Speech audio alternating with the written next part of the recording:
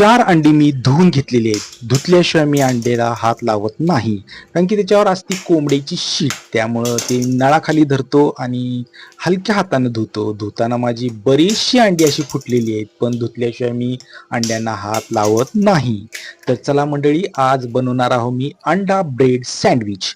तर आज मी 4 अंडी फोडून घेतलेली आहेत. आता मी त्याच्यामध्ये घातलेलं आहे कोथिंबीर, हळद आणि तिखट, मीठ. आता हे चांगलं मस्तपैकी फेटून घेणार आहे. तर चला आपण आता फेटायला सुरुवात करूया. Smash smash smash smash. तर चला, तेल गॅस पेटवलेला आहे आणि तेल तापत ठेवलेलं आहे.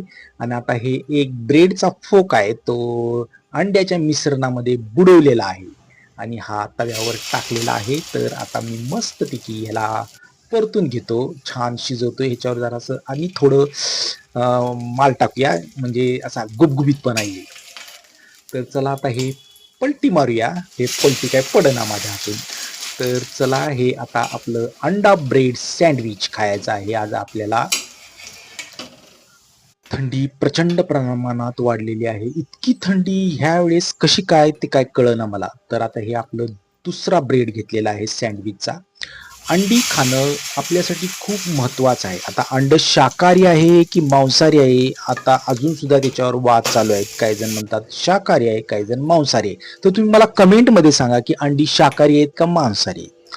तर अंडी जी व्यायाम करतात, बॉडी बिल्डर आहेत, जी कष्टाची काम करतात, त्यांनी तर दररोज 4-5 अंडी खायलाच पाहिजे. मी तर रोज 4 अंडी खातो. तर आता हे आपलं कितवं अंड चालू आहे माझ्या लक्षात नाही आहे, तिसरं असं चाललंय. तर आज आपण 4 ब्रेड आणि 4 ऑमलेटचं मस्तपैकी सँडविच बनवणार आहे. तर चला, हे आता आपलं लास्ट आणि बेस्ट चौथं अंड चालू आहे ब्रेड लावलेलं. आता हे आपण मस्त शेवटची कोथिंबीर आहे ती सगळी त्याच्यात टाकलेली आहे आणि आता हे परतून घेत आहे. ह्याच्यात जरा तेल कमी पडलं होतं, जरा करपल्यासारखं वाटायलंय असं मला वाटतंय. चला, आता हे आपण मस्तपैकी त्रिकोणी कट करून घेऊया.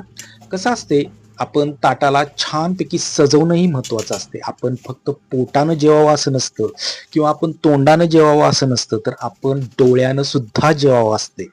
तर म्हणजे जेवण असं छान दिसलं पाहिजे, तर आपल्याला ते मांडणी तिची इतकी सुंदर वाटली पाहिजे की आपल्याला पोट डोळ्यानंच भरलं पाहिजे.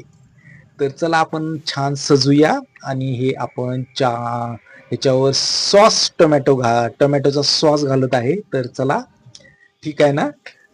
थँक्यू.